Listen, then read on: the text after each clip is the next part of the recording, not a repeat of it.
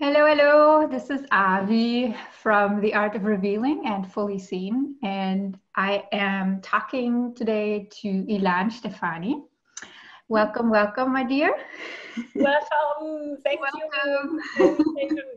Thank you for being brave enough today to reveal yourself, especially speaking English when your both native language is German. I already envy you for your English. I will do my very best, but you will hear the difference. I have a bit more practice. But the reason why I wanted to speak to you in English is because I love to reach more people, and I want you to be revealed to more people in the world, because I think your work is so amazing. And just a little introduction for anyone who doesn't know Ilan yet.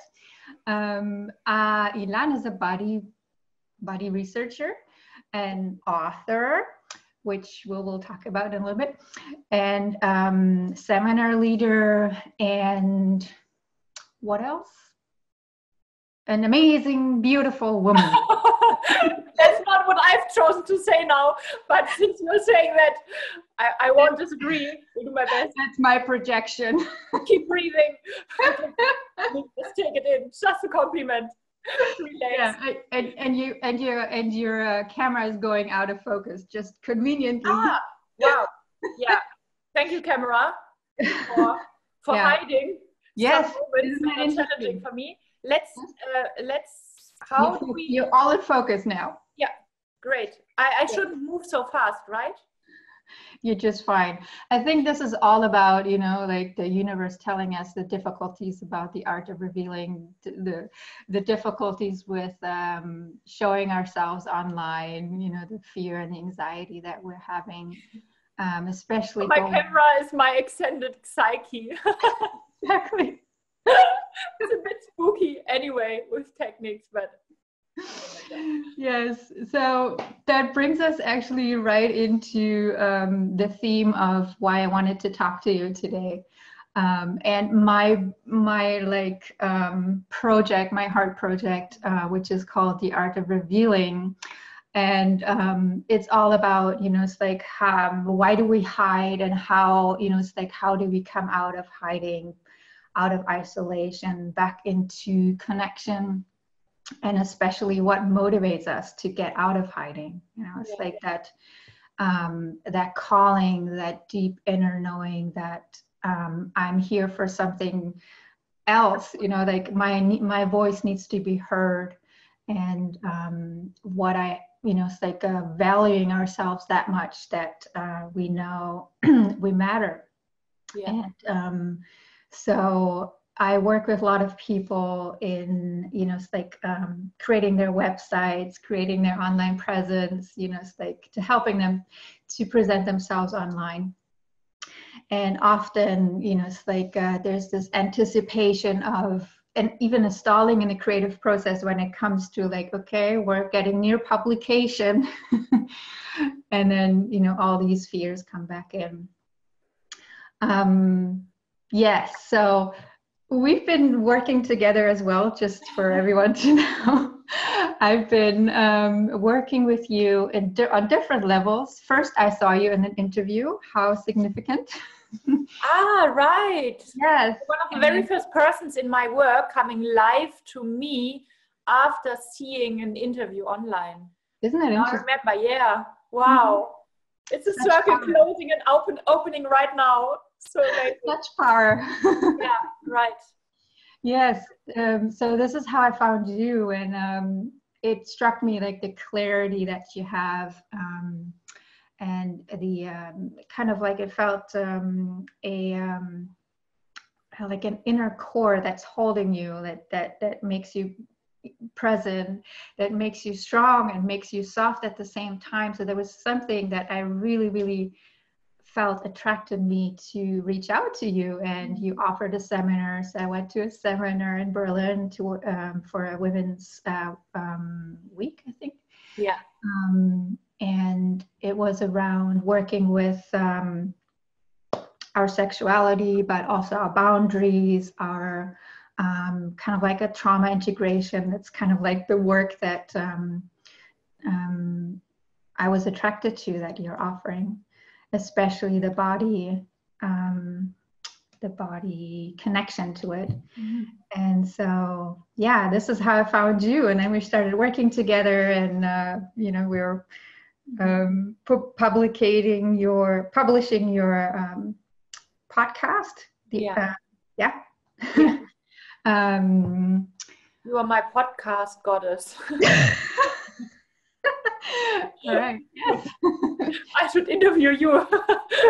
Well, you're welcome. The Art of Publishing podcast. Yeah, let's tell people what it's called. It's called Yoni on Air. Please find it on iTunes. And Ilan is working on only in German, but we are publishing some series in English too in 2009. Yes, this is kind of our practice, actually, isn't it?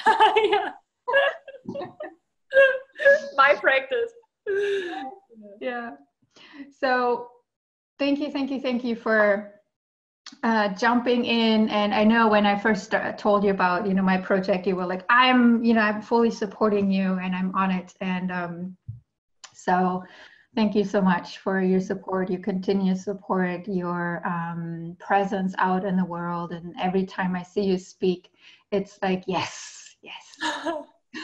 Oh, thank you for inviting me. It's when I knew I'm invited to talk about the art of revealing with you, it was an honor, and at the same time, it makes me so humble, because it takes so much courage to focus on the art of revealing. And I have to say about myself, I'm not facing the challenge out of the love for truth or out of courage, but out of desperation, out of wounds, out of I can't stand it silently.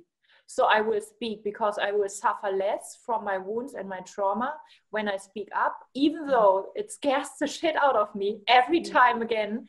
And I think this is the kind of strength that we can gather, or that we can find in ourselves. We are pushed to these limits. We are forced to go to these limits. Yeah. And then we reveal something beautiful about ourselves in the most ugly places, or most hidden places, because we thought they are ugly. So this is something fascinating. I'm really, really interested in talking about in English with you, and having an hour of exploring it, because no matter how much you published about it, we can learn so much more and so much more and so much more.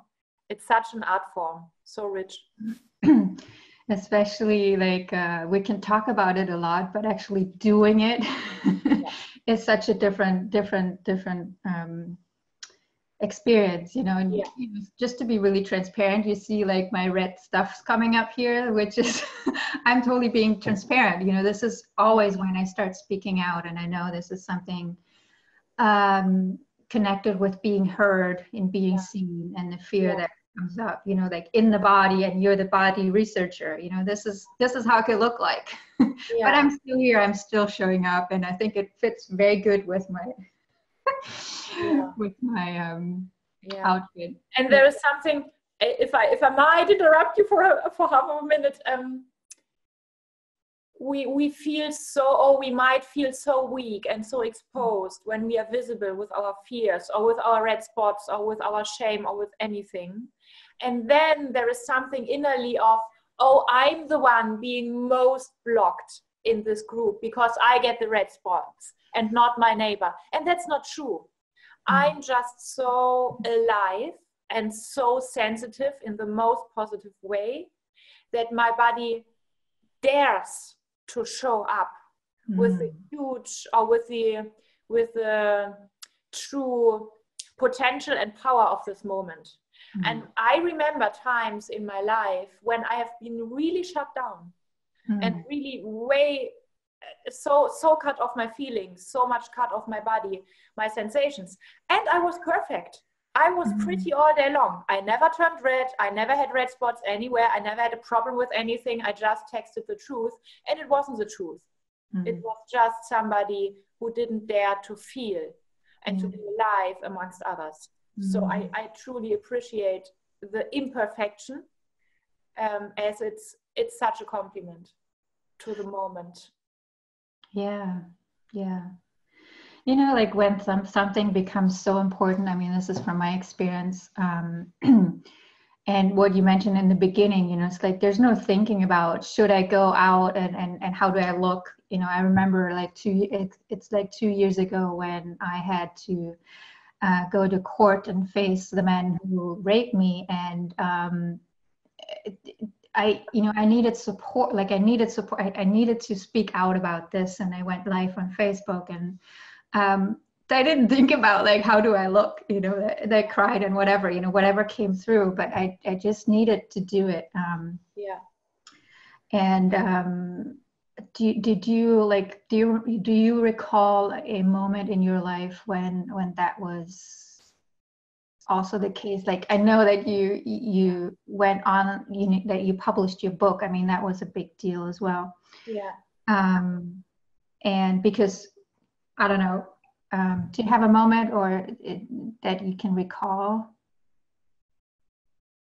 Or let's say, how was it with your book? Like if you wanted to go with your book, you know, it's like okay. We can use the book as a storyline, because when you say, or when you ask, do you have a moment in your life that you can recall?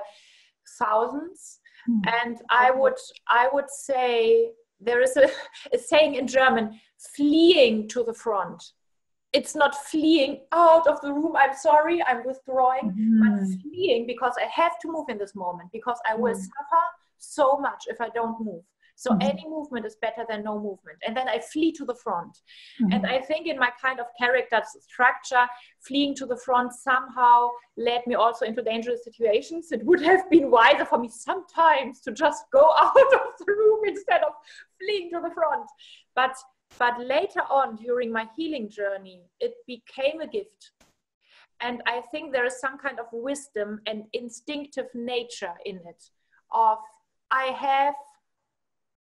Let's say it that way, I will look for freedom until the moment I die, because that's how I designed. That is how you designed. That is how humans are designed.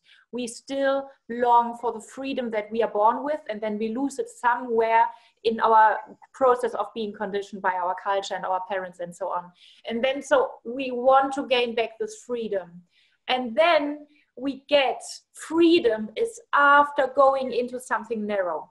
Freedom is after facing a contraction, facing my fear of revealing something, and then I reveal it, and then I see, whoa, it wasn't about what I revealed, it was about me getting that I won't die if I reveal that I'm imperfect.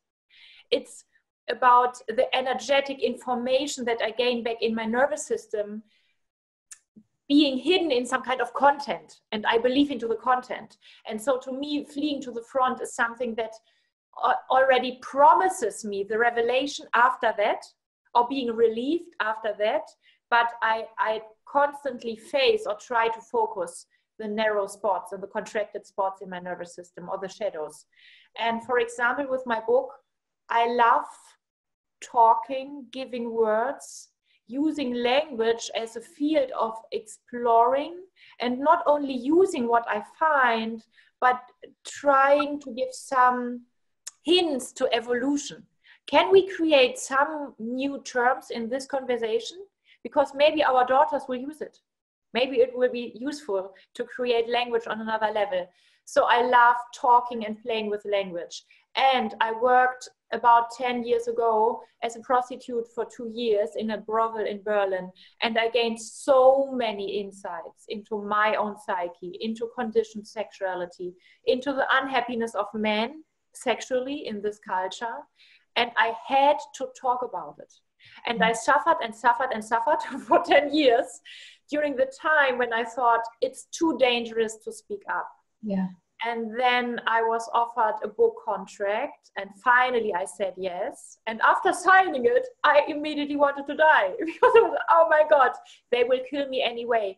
And the interesting thing is that as a prostitute, I'm not the first prostitute writing a book. I'm not the first prostitute analyzing prostitution.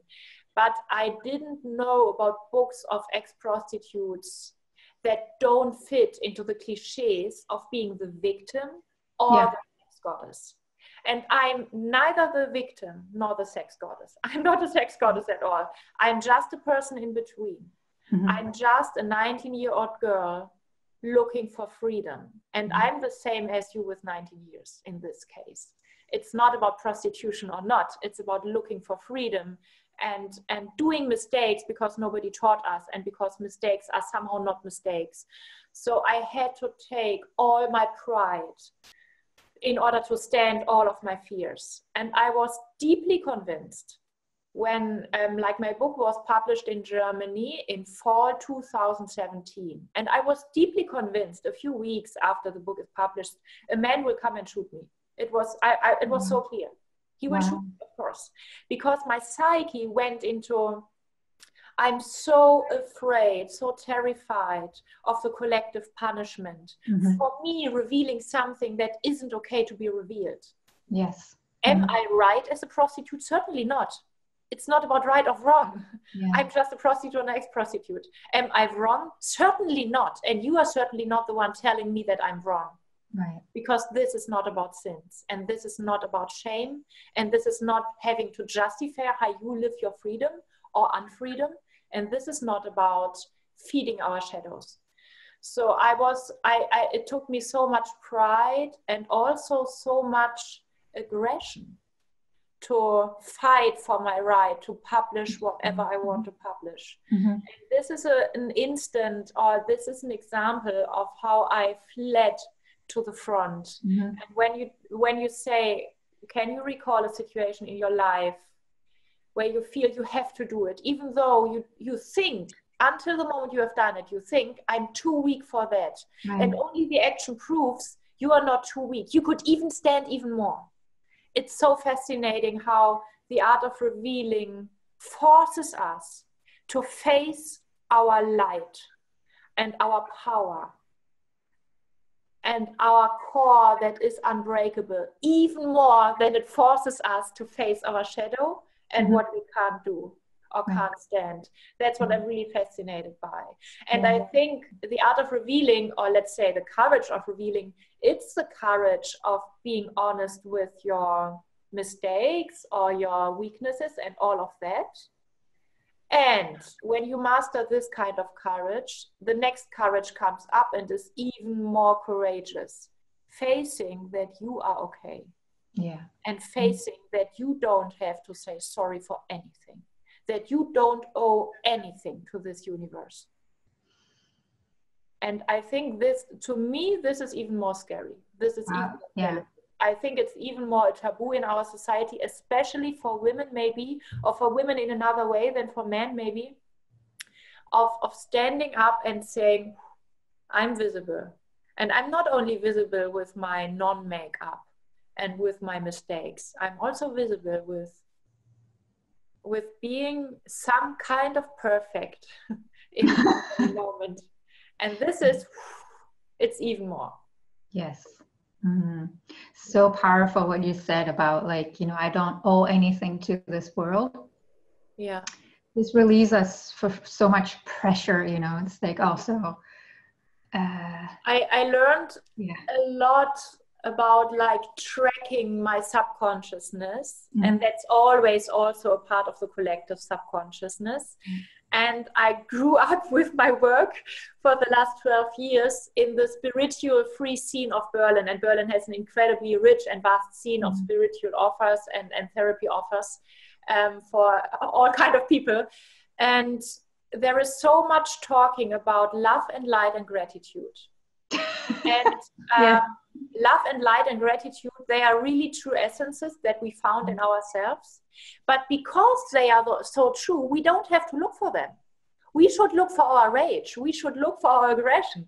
And when I heard about, oh, I have to be grateful for this existence given to me, it's somehow a sick motivation in me. Like, do I have to say thank you so much, dear goddess, because I'm allowed to live? I say thank you out of a place of smallness, as if I would be somebody who didn't deserve to live in the first place. So I have to be grateful because I didn't deserve it. But this is not about deserving anything. And I think, as you say, it's so much, I agree so much with you in this, it releases us of so much pressure. We are grateful beings anyway. We can't stop this design in us. So we don't have to say that we are grateful all day long. we can say, hey, universe, you have been tough. Life, you have been challenging. And I hope when I was born, it would be a little bit more about ecstasy and a little bit less about challenge and pain and fear. So I don't owe you anything, and you don't anything to me. And that's also interesting, because the moment I stop saying thank you to my life and existence all day long, I also stop demanding my life to owe me anything. It's something of, I get out of so many versions of my drama. Does my life have to be more comfortable in this moment? No, it doesn't owe me anything. I can be grateful for having it warm enough not to die. Many people die during our conversations because it's not warm enough for them. So there is something of stopping the deal of, you say thank you, I say thank you. You say sorry, I say sorry. It's cool, because then we are both so free. My life can do whatever it wants. I can do whatever I want. And then a very structured and clear and powerful way of surrender comes up.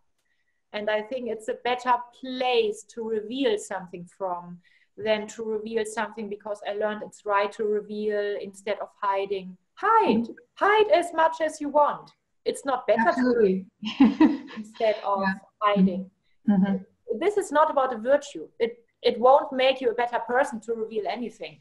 There is no link between the right to exist and revealing and anything like that, and healing. Right. Yeah. There's one thing that you mentioned, and that is something that's very dear to me and my own learning path, in the sense of, it's like the intention of my revealing.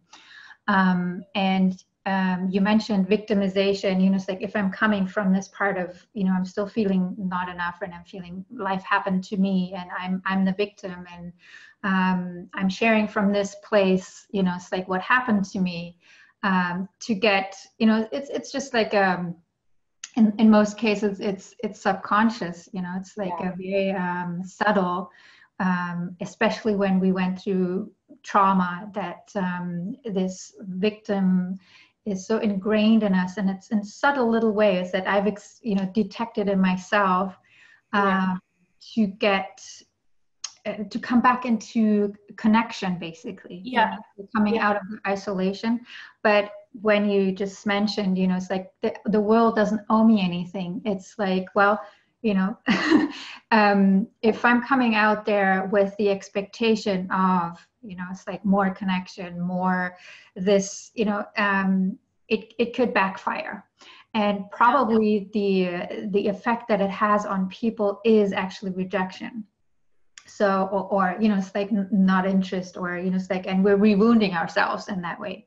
Yeah. So for me, the path towards, it's like owning my story, like owning it, like owning in the sense of honoring, and looking at the places in what happened to me from a different perspective. It's like what, and that sometimes I know that it can be so difficult, if you had, like, for instance, like a sexual trauma happened to you, to actually, to have that shift of what did it make me into, and not just like a victim, but like what was the, what did life call me in here to do, it's like to learn from that. It takes so much courage to like shift your perspective out of that. But I feel like when we are able to do that, our stories and the way that we share them, and they can come from anger or from rage, or it can have that energy, but when we also own that what it made out of, what it shaped us into, and we're able to harness what it was, it's such a powerful and inspiring way of sharing. It's deeply moving what you say, and I feel so moved. I might cry. You see, when you talk about this kind of inner victimhood that that I know, that I think every person here knows, I want to go with the deepest compassion I'm capable of, to these places, because even where I feel as a true victim of life and circumstances, I do it out of some kind of the most innocent self-love. because I agree with being so open or having been so deep in trust and it was misused. Yeah. That I somehow love myself in an unhappy way, but I still love myself at the broken places when I experience myself as a victim. And I think it's very, very dangerous, especially for complex and highly sensitive people. And I think your audience is mainly made out of highly sensitive people, just because we attract people that we are close to in our own structure. If, let's say, the other way around, I can reveal my story around tracking my kind of experiencing myself as a victim and trying to heal this self-image. Yeah, please. I heard of the therapeutic concept that I'm not a victim, that I chose to react to a rape in my early 20s. I chose to react with withdrawing from men. Yes, yes, and blah, blah. I'm not interested. I have a fucking right to feel myself as a victim as long as I want. Right. And I hate somehow that we educate people, especially young people in our culture, to blame themselves so deeply that then they start blaming themselves for feeling a victim, because now they learn that they stop feeling themselves as a victim. And I think this is not about becoming a better person. Feel yourself as a victim. We shouldn't push, or let's say we don't need to push anybody, including ourselves, to stop feeling as a victim. If we have support on our healing journey, if we don't have to heal alone, because we are meant and designed to heal in a tribe. And it's the fault of my tribe if my tribe does never manage to give me some kind of safety. Right.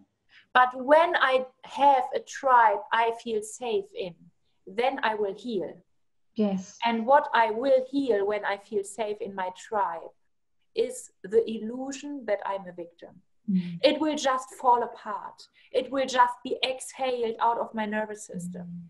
And I know when I want to restore my sense of self-love, when I want to heal. Why do I want to heal? Because I don't love myself. So it's somehow an impossible task. It's mission impossible. Because it's, you have to love yourself on the way to something that you want to find in the end. But still, give your very best to love yourself no matter what. Because you will do mistakes. And you will fall. And you will crawl. And you will cry. And you will curse. And all of that is so holy. And it's so much more courageous to do every mistake on earth instead of not doing one mistake at all, because we're afraid of being wrong. So I want us to take as much pride and self-love as we can into all the traps. And it's easy to punish the common trap of feeling as a victim. And I want to make a stand. If you feel as a victim, you might have your reasons for it. And this might be reasons of illusion, but nevertheless, you have time. There is nobody who has the right to push you. And I think this is something that's very, very important for me. Loving myself when I feel too weak to not experience myself as a victim. And then someday it will fall apart. And today I see, for example, my kind of rape experience that deeply connected me to the fact of sexual violation and being overwhelmed and being tortured. I don't feel as a victim today.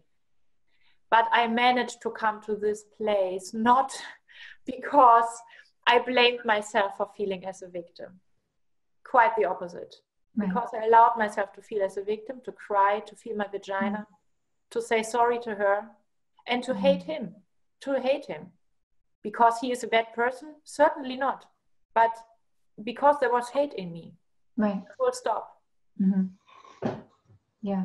Yeah, there is a deeply perfect design in every healing journey that we throw ourselves into. And all we need is safety and support and some kind of guideline when we ask for it. Yeah. And not longer. It's not the wrong guides when I know it better, but when I ask, can you help me, Avi? Can you help me? Because you went through something similar. Then I'm so blessed when you want to answer. Yeah. Yeah, that is so important to give ourselves permission to feel whatever. Yeah. Yes. And if I might to add a detail, I heard a sentence and it's still close to my heart. The best revenge is that you went stronger out of the trauma than you went into. And that is what trauma can give you, and that is what trauma will give you. Yeah. It's the hidden revealing to yourself and not to the world and not to Facebook. This is the way, but it's not the aim. The aim is that you are revealed to a part of you you wouldn't have believed or expected in yourself. And this is a place so much. Yes. Yeah. Yes. Yeah. It's a place of so much power and unbreakable love for life, no matter what. And what this whole discussion around feeling as a victim and not wanting to feel as a victim and so on, my trigger in you is rage. And I'm a huge advocate of holy rage. Right. We need so much aggression. We need so much rage. We need so much allowance for hate into every possible direction. Not because it's about being right or wrong, not because your opinion is better than the opinion of your neighbor, but because rage in itself has some kind of, it's a frequency that is exactly the opposite to trauma. Trauma is so empty, it's so alone, and it's so shrinked. And rage is burning fire. Rage is dense. Rage is expansive. So the moment your nervous system remembers the frequency of rage, it remembers the frequency of I will live and I won't wait for any permission for that. I don't need it. So nice. I immensely love the power of aggression on our healing journey. And in the end, this is not about radical forgiveness. You don't have to forgive anybody. You don't have to love anybody. Forget about it. The softness will come when it wants to come. Forget it. But fight for your aggressiveness. Fight for it. Because there is not enough lobby for aggression at the right places. Absolutely. And there's not enough teaching around that self-love needs aggression. Right. Way more than it needs an open heart that understands everything. It needs your aggression. Yeah. And if I may add from my experience, it took me a long time to actually access anger and aggression and that kind of, full force energy. Yeah. And that's what I meant by victimization, maybe in a different sense. Like I would, for a long time, I would fall into depression, or I would fall, it's like, or sadness or grief. I would get, probably not grief, because I know grief now, it wasn't grief, but more of like this stuckness, that frozen energy, So the loop of crying and the loop of wanting it to be different, right? The suffering circle. Mm-hmm. Yeah, I see. Yeah. So it takes and it weakens you. You feel these feelings and it weakens you instead of empowers you. This is what exactly. And what helped me, it's like to get into giving myself permission, even, to be angry. When I learned, and that was, when I went to my healing school, working with all kinds of energies, when I learned how to use that energy creatively, like constructively, when I had not so much fear of like, oh my God, I'm gonna, it's like, what am I gonna do with all this life force all of a sudden, that was frozen. Yeah. And so that kept me from actually going into it, even knowing that would be healing. But for the longest time, it's like, I don't feel anger, no. So there was a sort of angry. Yeah, I'm not angry. I don't know why you are. Yeah. So it's interesting, when people around us get angry, might, that's also often an indicator of like, is that me? So like being able to access that frozen life force, as I would call it, back into creativity, it's like, and anger helps so much with, I remember like an exercise that I did back with the person that I was working, when she just said, okay, let the anger just as an energy flow through your body. You know, you don't need to do anything. You don't have to throw it out of you. You know, it's like as discharging, but own it, you know. And I was like, gosh, I don't want to have anger in my body, you know. But then when I felt it, you know, it felt so powerful. It was exactly what I needed, you know. It's like it felt so powerful and it filled me from within, and I didn't abandon myself in the process. You know? Yeah. Well, talking about victimization, sometimes I feel like I have used it as an excuse of not owning that life force or that anger, for instance. Yeah. It's like, I can't because this and this happened to me. You know, that's what I meant. Like, to be truly honest, you know, it's like, oh, you know, it's like, I don't have a relationship because I have this past, you know, and that might be, you know, partly true. And there's this warrior that I would love to, you know, that I feel in you, that I, you know, the tigress, let's call her out, that really said, no, you know, this isn't just that's not all of you. And I think if we are in language, we are in, let's talk about trauma, and then it's the illusion that somebody has a trauma and the trauma has to go away because before we can access an ecstatic life. And that's simply not true. Right. We are way more not broken and not breakable than we are broken, no matter how bad our childhood was. So it's always, we are in such a culture of, we wait for paradise tomorrow just in order to not love today, to not step into our light today. And so one day I figure out, oh, I can't live ecstatically today because I was traumatized in my childhood. Certainly you have been traumatized in your childhood because you grew up in a Western culture, and we are deeply traumatized on a collective field. I don't have to know your parents in order to know that you are traumatized. And that's not a problem. A problem is if trauma gets in the way, or is something that you have to remove or to heal completely before you can do this or that. And your partner will have trauma too. So he doesn't want to wait for you until he is healed, because then he will wait for you forever instead of getting to know you today. So there's something it's wise to be competent and sensitive and respectful and deeply humble towards the topic of trauma and healing, and acknowledging the need of healing on a collective and individual level, and at the same time not allowing it for 1 second to stand between me and this moment, because it's fucking not true. It's again a deserving thing. Let me work hard today and then I deserve the good life tomorrow. The other way around. Make holiday today, baby, and tomorrow you are allowed to work hard. But today, holiday. It's this way around. Yeah. Mm-hmm. Yeah, because it also needs that place of, for me, you know, it's like coming back to that place of safety. It's relaxation, you know. It's not like working hard, you know. It's like, how do I learn to relax my body,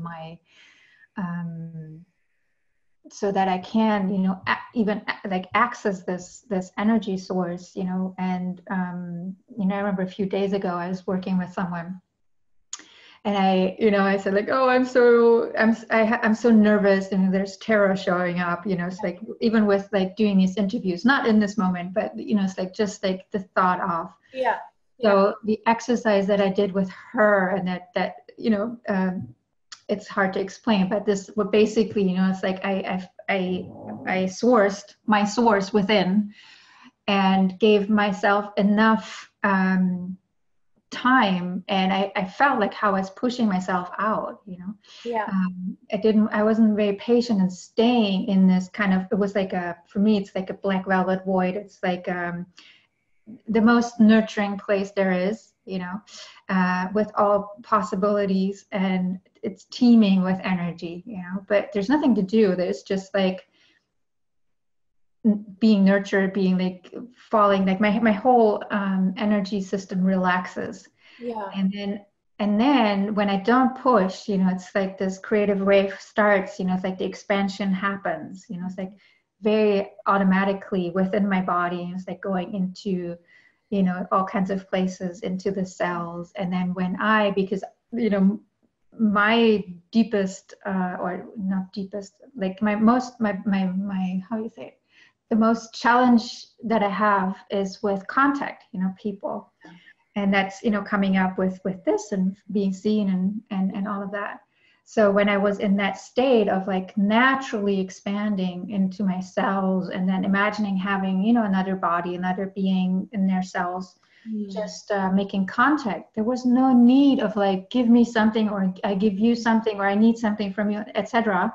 The whole, anticipation. It was just peaceful. It's like, oh, I'm just here.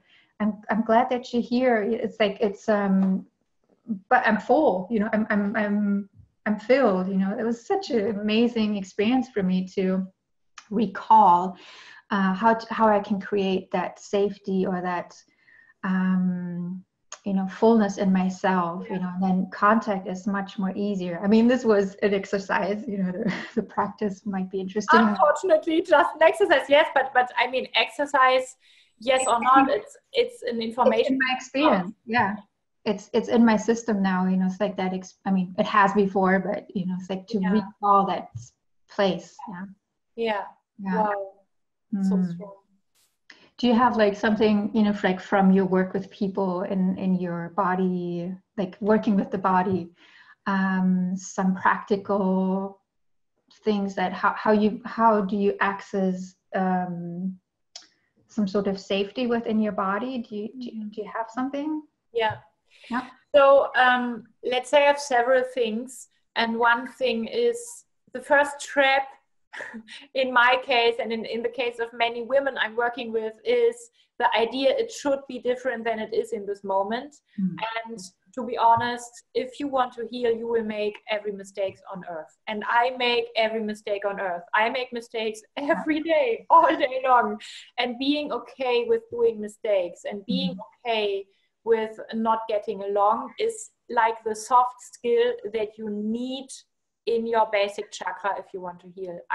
It's just, I take this time to do this teaching just because I don't hear us talking enough about that. We won't get along. We will be overwhelmed with chaos if we want to heal, because everything that doesn't overwhelm us with chaos from time to time is inside of our comfort zone, and that's a small life.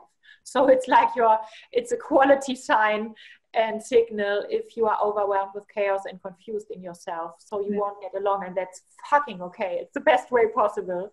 And then how I ground in these crises or in this kind of confusion times is by two things. First thing is shaking. Shaking, like I can give a small example of shaking. I'm looking for a room, being quiet and being my room for 10 minutes. And I'm looking for a song that is about 10 minutes long and I love. So it's some kind of fun to keep shaking. And then I close my eyes and just exhale and allow myself to be pissed by the day up to this moment. And then I start shaking, and I basically shake the joints of my hands and of my knees.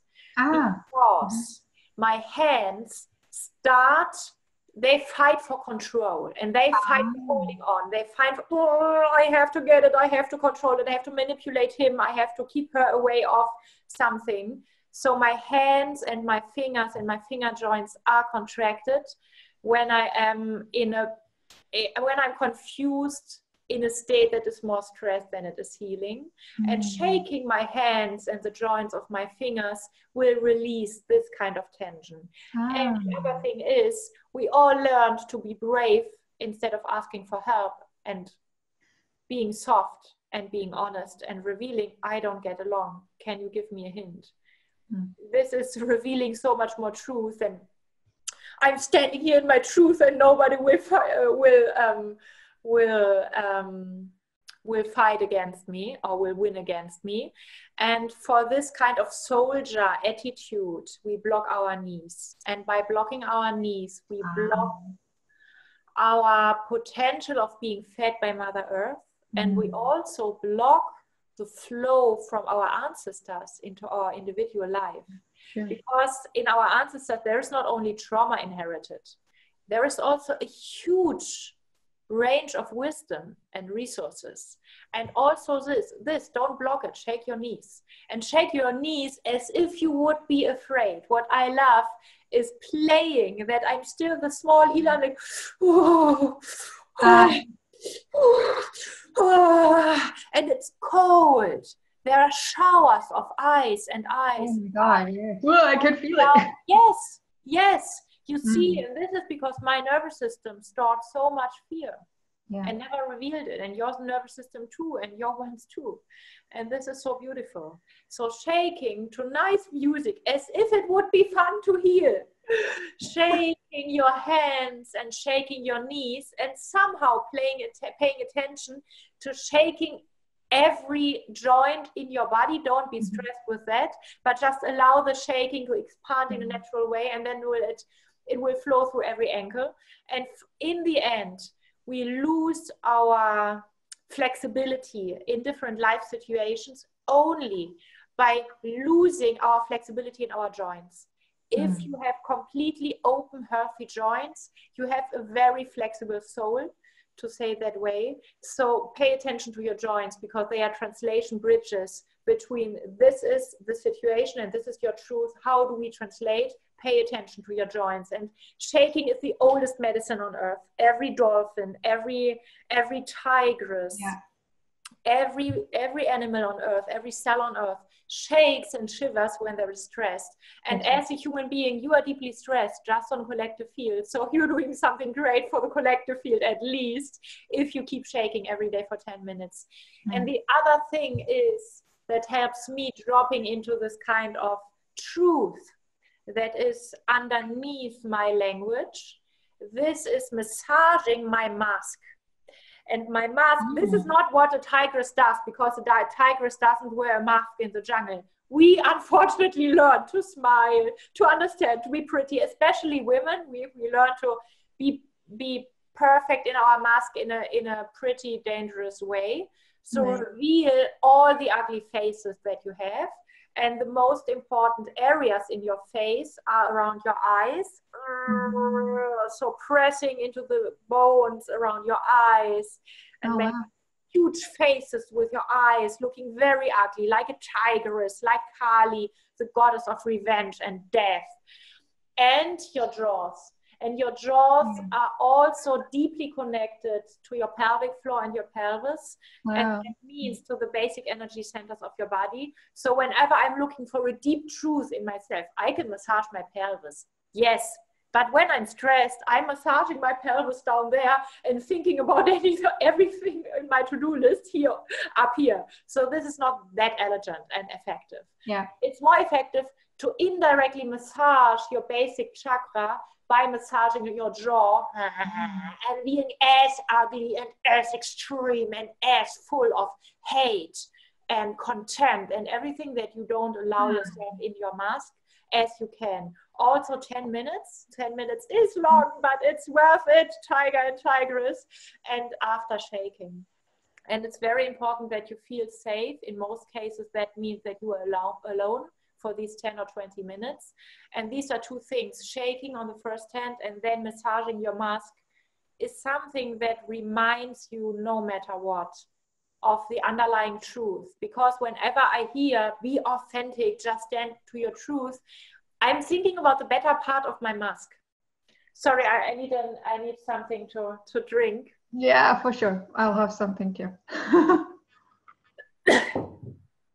I'm thinking about the better part of my mask, and that's not what we are talking about, but it's my body that reminds me of this underlying truth. It's not my mind. Yeah, these are two things that I would recommend to pretty much everybody on earth. Wow.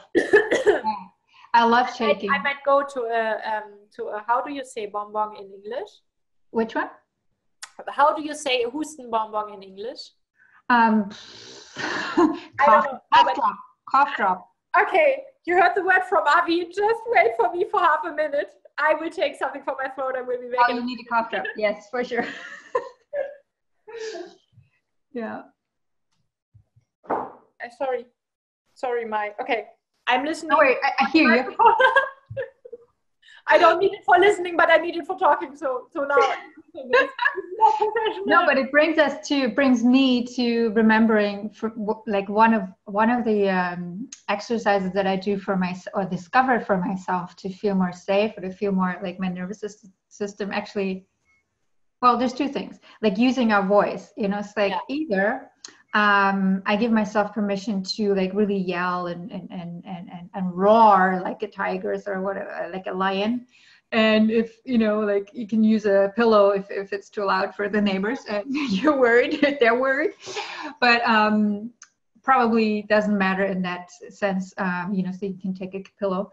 But also like using the voice to sing or make sounds. This is actually the part that relaxes my nervous system. And when I feel my being is opening, like there's some natural way of aligning myself, and like my soul comes through in the way that I voice, and I use my voice and the channeling. And I remember all these amazing places that I visited in the last year. Yeah.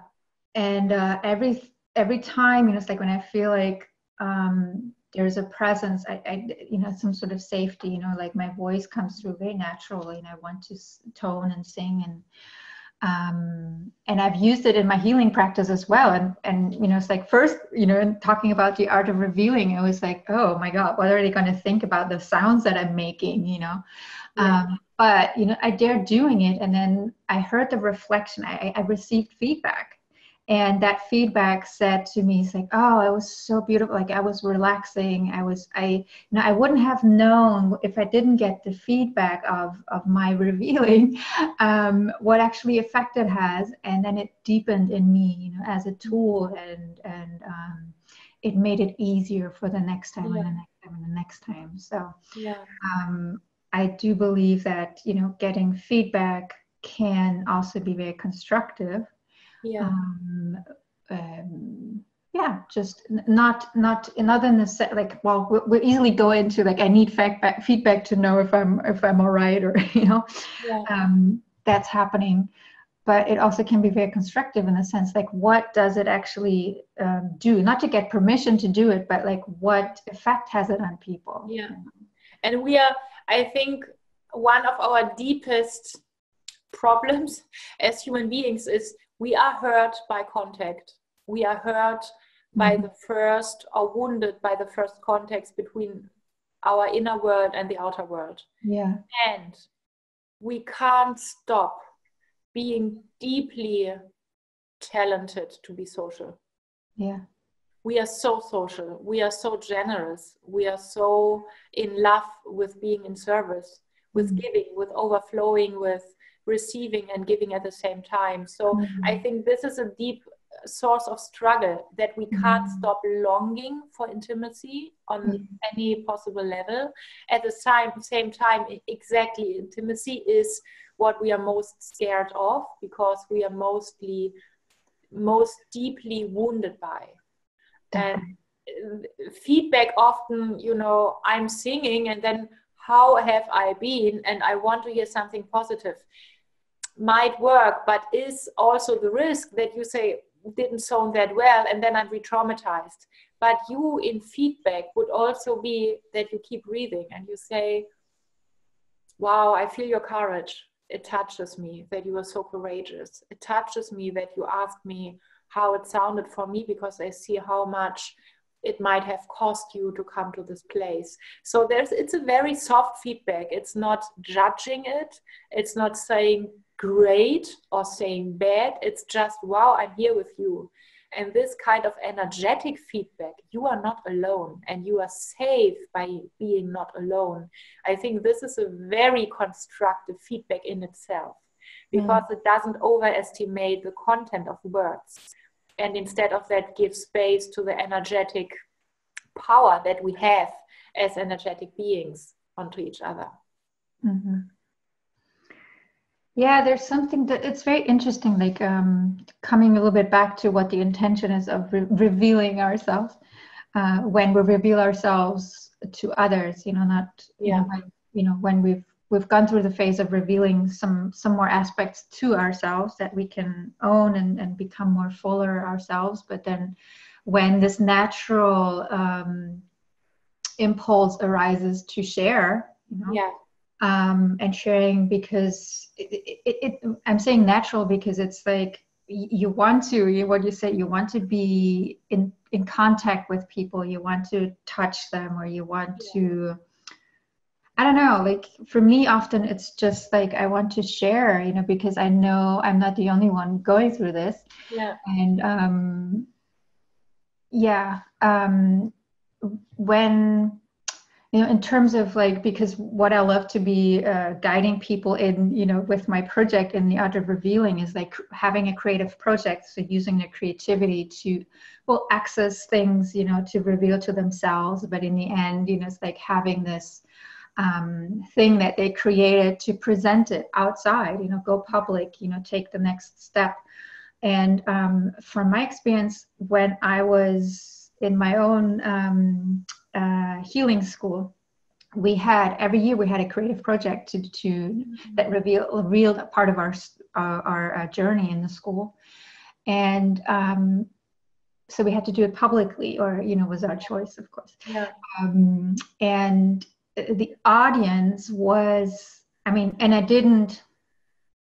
Well, first of all, I didn't do this so much because I had to, or because I needed a feedback from everyone else about, is, you know, it's like getting, but it was an inner desire to share.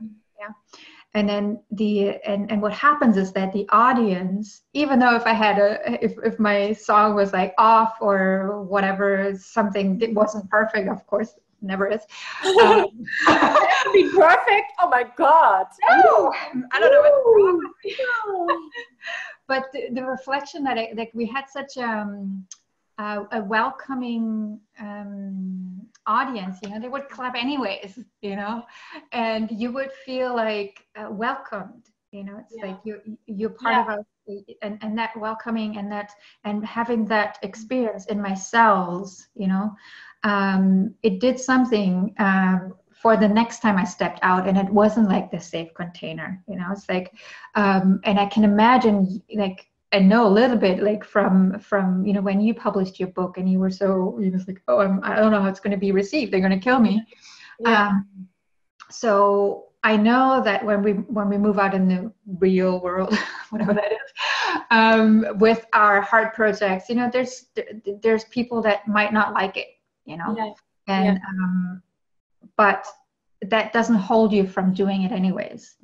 And so my kind of last question for you would be like, how do you find a way of dealing with differences? Let's say that, you know, it's even maybe I don't know if you had this, like haters coming, like what you were afraid of. If there has been something like that, how do you? What do you do? Do you erase it, or do you not notice it, or do you get in contact or not? So what's been your experience with your success? Wow, several things. I think the biggest thing is have a close tribe of people that have the courage and the love towards you to be honest with you and to protect you. And this is the most important thing. Have a family of your soul that is on your side, not because you are doing it right, but because they know you and they love you, and they will fight for your right to be protected anyway. Because protection or safety isn't something that we deserve when our creative project is good enough. It's something that we deserve as human beings, as mammals. So it's a very simple thing. Have 3 to 4 people you are feeling safe with, and the rest is less important.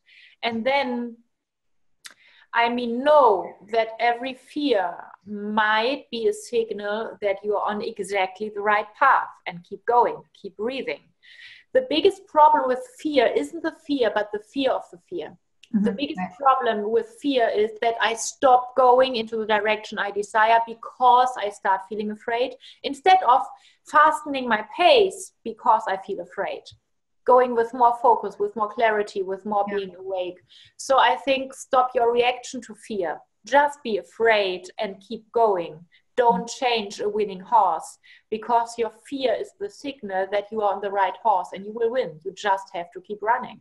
So this is one kind of trick or recipe that I would say. Or your fear is clearly warning you of you are going into the wrong direction. And this is something that you will be pretty, I mean, you have a tribe for asking them, but if you have a safe tribe and if you have people you can rest with, then you will, I think, feel the difference between there is a fear of it's exciting and it's a fear of not good. And if it's not good, keep going. I mean, this is just self-love. But I think in the end, this is a pretty clear differentiation if we have a safe tribe. And then how do I deal with hate speech? And I had them, and I had shitstorms on. Yeah. Not that many. Let's say two things. In the first place, I was nourished by positive feedback, and I allowed myself to be nourished by positive feedback. I allowed myself to read the people who are grateful for my analysis of prostitution and sexuality in general. And I felt there are so many people on my side, and this was some kind of resource. And then two things from there. I went as deeply as I could into shitstorms and into, okay, read every line. Consider that they are right and keep breathing. And then this shitstorm thing of being killed and being wrong, it just disappeared because it just was a Fata Morgana in my head. It just was a shitstorm. It wasn't of people who are right. It wasn't of people who are wrong. It wasn't of people who are against me or for me. It just was of people owning their kind of truth. And that's so okay, and it's so undangerous compared to what I made up in my head. So this is one thing. When you experience failing, experience it fully, because experiencing failing fully isn't as bad, impossibly as bad as you thought it would be in your head before it. So the first dose of shitstorm of negative feedback, inhale, inhale, inhale, inhale. And then you feel, oh, it's not poison. It's a bit unexpected. It's not that nice. It's a bit rough, but it's quite okay. And then the next compliment comes. And the other thing of the opposite of shitstorms was a huge wave of projection. I would be the sex goddess. I would be perfect. I would be so sexy and all of that. I paid attention to, do I need it? When do I start needing it? When do I start expecting that? When do I start believing it? Big problem, big problem. When I develop some kind of ego structure around my kind of public success, I pray for the next shitstorm, because this is the medicine that I need. If I become attached to positive feedback, negative feedback is the best thing that can happen to me. So when you become creative with your wound and with your art of revealing, and when you reveal, embrace, embrace, embrace every compliment, because you deserve so many standing ovations for the work you have done to this point. But in the end, it's not about people applauding. It's about you inhaling that you are okay, no matter if they applaud or hate you. So I think you can use every kind of feedback as medicine or poison. It's up to you, and your awareness is a training space for both poles. This is what I would answer to your question. Wonderful. Yeah, and kind of like a last bit to it. Because working with, I know you're working with groups, and even though, also one-on-one, that's what's happening. You mentioned, projection. And I've noticed this, as soon as I get to know someone, I mean, we start project, I do, let's say there's some sort of projection that happens from unhealed places, from whatever kind of desires that I have, unsatisfied. So this is some of my, it's like holding back also has been, it's like, whoa, people will project on you, they will expect you to do something for them, or, all kinds of stuff happen. What has been your experience, like working with groups, especially I think that's a boundary kind of question. Like what you said, like embrace that part as well, and not let it, like how do you deal with it when people project on me? Yeah, they project on me being perfect or being healed or something like that. Yes, but also like their desires, like what you're supposed to be for them, or let's say projection in the sense of they remind you of your mother, and then they react to you as you were their mother, which you're not, so they can't see you in the sense as Ilan. Yeah.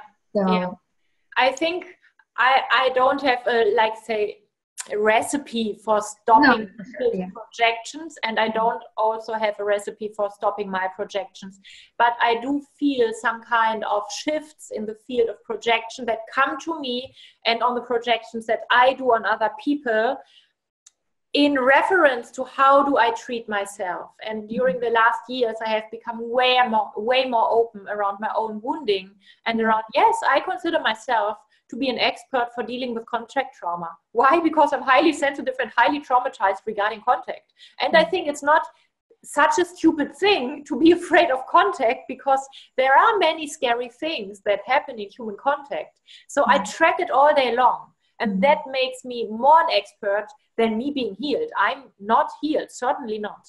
So the more I reveal that, the less people come to me projecting that I'm healed. And that's an interesting parallel.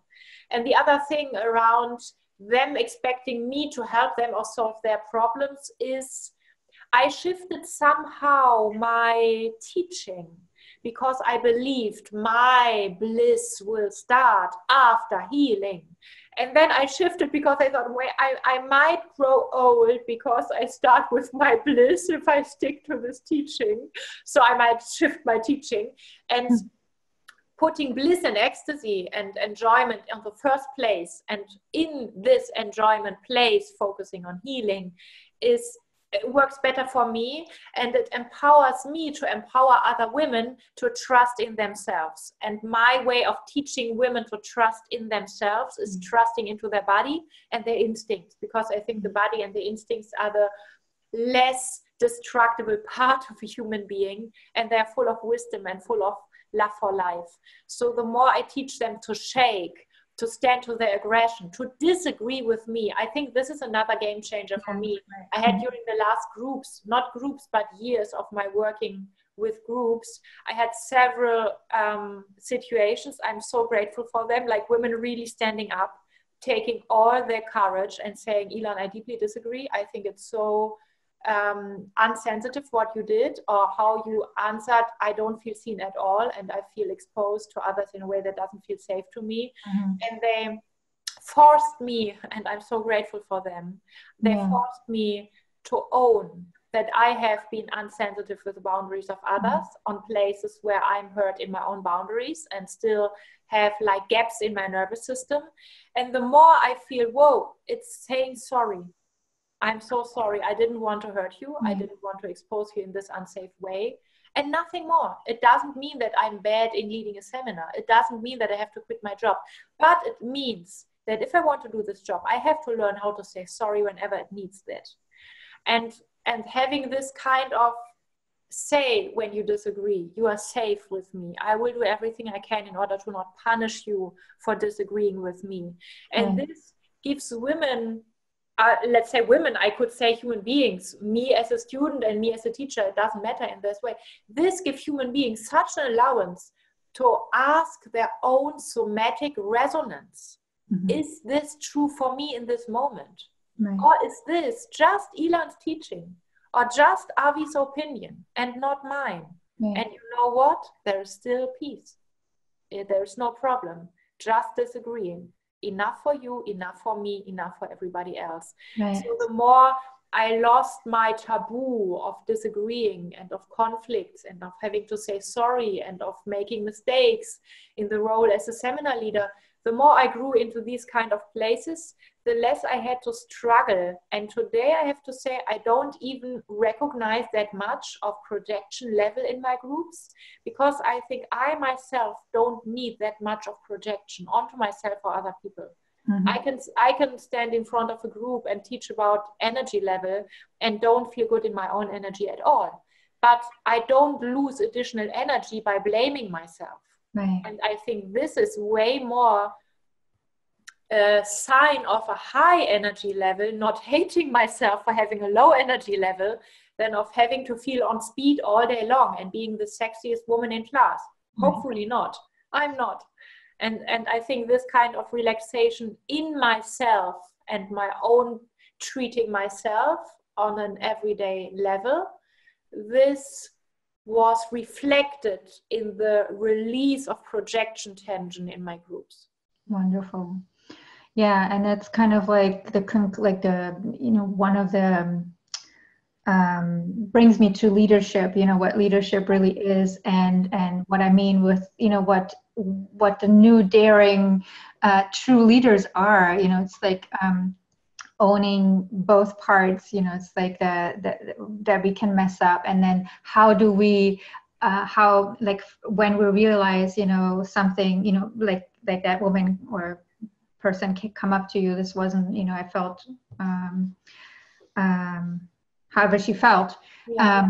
For her to take her own leadership, it's like leading herself to be able to speak up to you like that. That means something, that there has been a trust established between you and her, and also within herself to be able to face difficult conversations and to have them, and without falling apart. That really is something in myself that I would love to grow into more. It's like having difficult conversations, like owning, like loving myself or honoring myself that much that I don't shy away, because it might be difficult, or it's like something will not be received in the way that I hope for, or that I see it, but still I'm taking the step forward. And that's something that you keep inspiring me in the way that you embody it. And I want to add like a suggestion or mention something that comes to my mind when I'm listening to you, because I think it's such a crucial moment. We are so wise when we fight for healing. And then we know, oh, I just have to reveal it. I just have to speak up and tell her my truth. And it won't be as bad as I expected in the first place, and all of that. But revealing doesn't start when I say I have to say the truth to you. It starts when I say, I feel that I would love to share something with you, and my heart is beating so fast in this moment. And I feel that I don't feel safe enough right now, but I would appreciate so much if in 1 week or 2, I could ask you again for just 5 minutes, and maybe then I have more courage. And just revealing this today to you means that I have so much love and trust, and I want to deepen both of that by coming back with this request to you. So revealing isn't the over demand. Revealing is just the next baby step.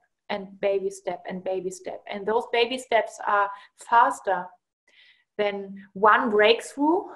Like after 3 beers, we say the truth, haha, and the next morning we destroyed so much. So I think it's very important, because so many things that we want to heal are wounds of situations where we felt overwhelmed and unmighty. And then we learn what it needs for healing, and that is courage and standing up for your truth and fighting for freedom. And then we project onto healing the same that was done to you during trauma, and that means too much demand, being overwhelmed, and in the end collapsing into feeling unmighty. And that's not healing, that's trauma. Don't traumatize yourself when you want to heal. Be so soft and so smart that you are faster than your metrics of over-demanding from yourself. And that means not revealing the truth as a content today, but doing the next step. I would appreciate so much if I could come with this to you when I have enough courage for facing it in myself. And it's not about you being in trouble. It's just about you as some kind of partner for me in inquiring this. And that's it.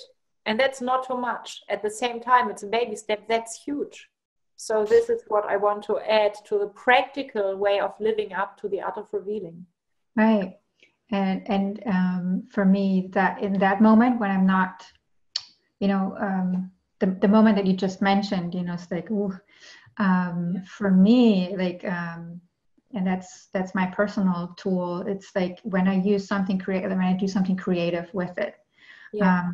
And that's not for the purpose for the other or speaking my truth. This is just for me being with that energy and giving it, actually stepping out of the way in that sense. If I do like an intuitive drawing or something, to reveal itself to me, you know, it's like giving it the space, giving it the time to reveal itself. You know, it's I find that very, very important to, you know, allow, what do you call it? You can call it the universe or whatever there is, a greater thing to move into the space as well, you know, and reveal something that, would have been very difficult or not possible at all for us to see. It's when we hear the art of revealing, we hear the art at all. We hear the effort of trying to become a master instead of being a joyful student of the next moment. And the art, like so many artists said in the end, this is not about me drawing. It's about me trying to not stand in the way all day long. And when I manage not to stand in the way all day long, some kind of drawing comes through.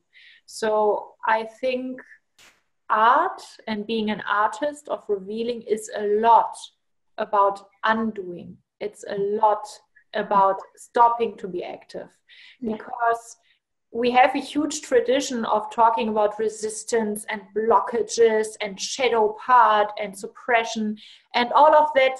We can describe it that way, but it's described very badly, because every trauma wants to heal right in this moment. If I don't heal in this moment, I do something for blocking my longing for healing or my mechanics of healing in my nervous system right in this moment. So how do I unblock that? How do I stop preventing my nervous system from healing? How do I stop forbidding, or how do I stopping my wounds dynamics of revealing themselves, of healing themselves? So I think in the end it's also, and this is a part of the drama and suffering, instead of going into aggression and cutting the loop, it's about, it's over. I just allow what my energy wants to do. It wants to flow, it wants to be creative. And creative has so many levels. How I breathe is creative. How I draw is creative. How I cook is creative. How I sleep is creative. We shouldn't allow the word creative to give us any kind of false respect until we think we have to paint like somebody else. This is not about creativity. No. Yeah. The kind of creativity that I'm talking about is like intuition, like opening ourselves and letting the natural impulses, which is creativity, like coming through and create whatever whatever might happen. And I know, because I experienced you in a workshop, and I know so well how you work, and I appreciate it so much. And I think it still comes so fast in the minds of people hearing the word creative, of having this kind of respect and this kind of sense, I'm incapable of that.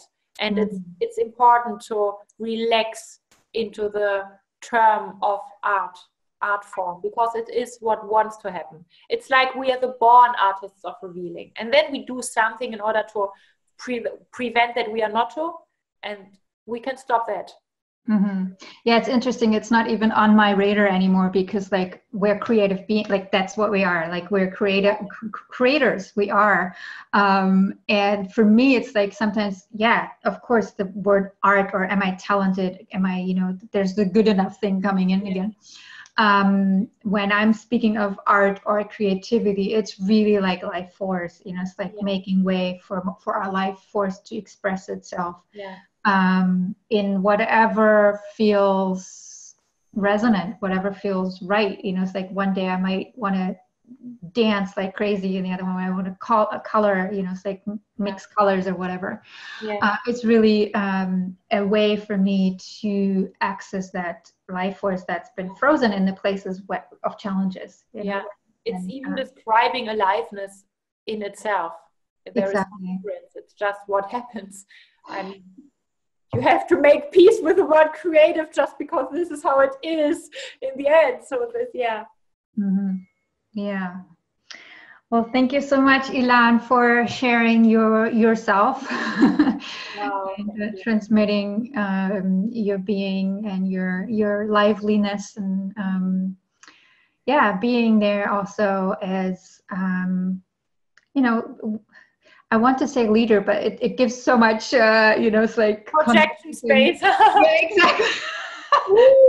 But yeah, you're somebody that I know I can rely on or lean on, not even like if you're there, but like just like as an energetic presence that you have that I don't feel alone. It's like going out. And I think this is what my dream is of, creating the art of revealing and having groups and having more people, daring to step up, sharing themselves, that we have each other to lean on, even if it's energetically, and to inspire each other to, whenever our challenges are getting, hitting us to the ground again, to know that we're not alone.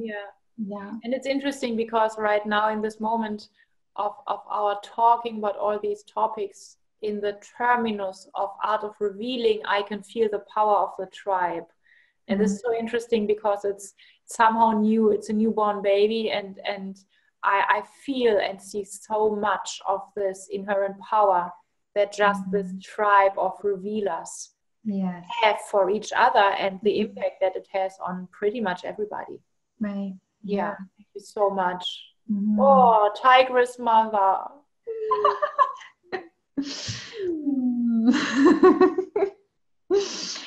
Thank you. Thank you. Woo. And we will explore so much more. I will reveal and learn so much from all of your revealings. Absolutely. And I would love to like maybe bring you back in, it's like once we have a little group together to start our first daring revealers, it's like I'm sure of course we'll want you. Of course, I'm very happy if I'm invited in your tribe. And absolutely, you're already part of it. Possible. Yeah. All right, my dear. Thank you so much. Thank you. See you. Bye.